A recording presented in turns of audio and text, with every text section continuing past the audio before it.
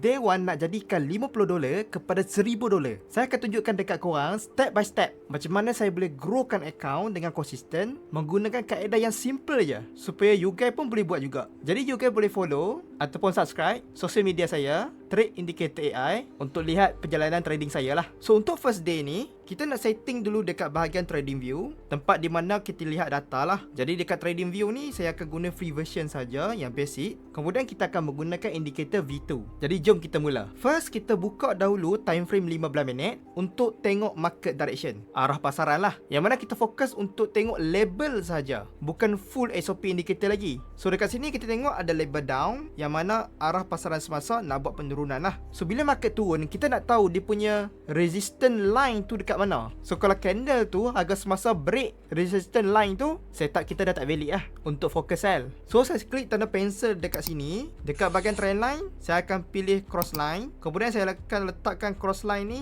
di candle yang keluarkan label down. So saya nak bagi line ni dia nampak simple je.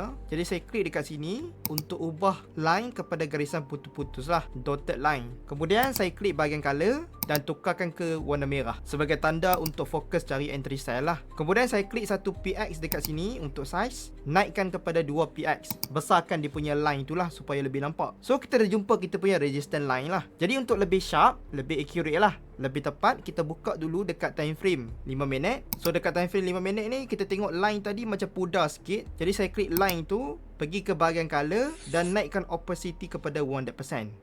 Baru tu dah, baru nampak. Kemudian klik dekat kawasan kosong ni lah untuk tutup tag setting. And then kita ubah line yang kita buat tadi, letak di candle yang keluarkan label down, berdekatan dengan harga semasa sekarang lah, dekat sini lah. Alright, so kita dah jumpa kita punya resistance line, yang mana kalau kita nak entry SL tu, kita boleh buat dekat atas daripada resistance line ni lah. So kita akan fokus dekat kawasan ni untuk entry sell. Tadi dekat time frame 15 minit ada label down, jadi kita kena cari SOP sell indicator dekat time frame 5 minit ni. Dia punya full SOP lah, bukan tengok label saja. So SOP 1, kita akan tengok label, time frame 15 minit label down. Jadi 5 minit pun kita akan cari label down jugalah. So label down ada di sini, tanda akan berlaku penurunan. Kemudian ada close SOP 2, ada dot merah, tanda volume buyer semakin berkurang dan seller semakin kuat lah. Kemudian keluar SOP yang ketiga, berlaku breakout moving average melepasi garisan grey ni lah, yang mana tanda volume seller semakin kuat. And then sebagai confirmation, grey line tadi tu dah bertukar kepada warna merah, yang mana fokus pasaran nak buat penurunan lah.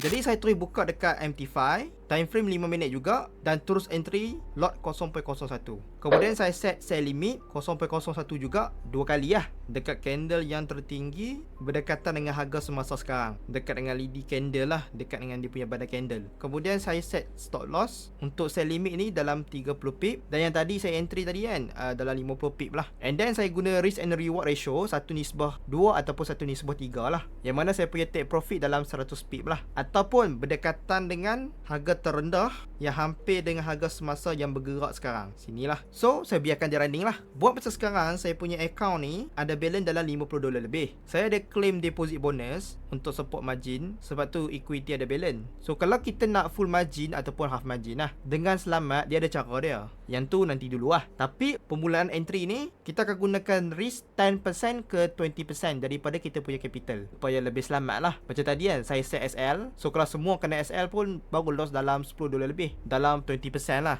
risk lebih sikit. And then sekarang kita tengok jam 12 tengah hari, sagi jam 1.45 petang sebelum masuk UK session. Kita tengok market macam mana.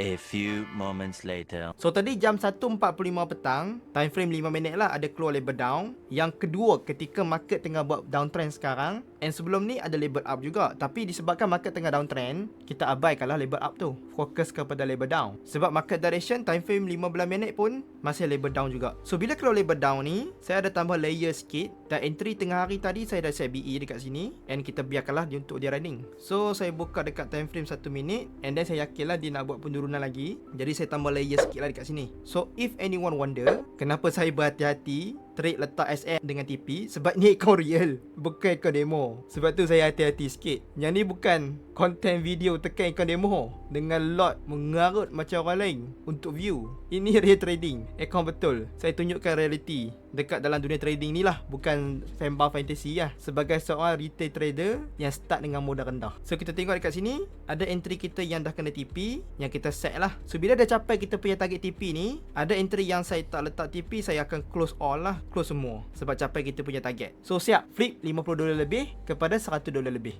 dalam masa beberapa jam je. So settle untuk stage pertama. Jadi korang boleh save video ni sebagai rujukan, dan kalau korang nak claim free indicator version 2 ni, boleh klik link di bio Trade Indicator AI.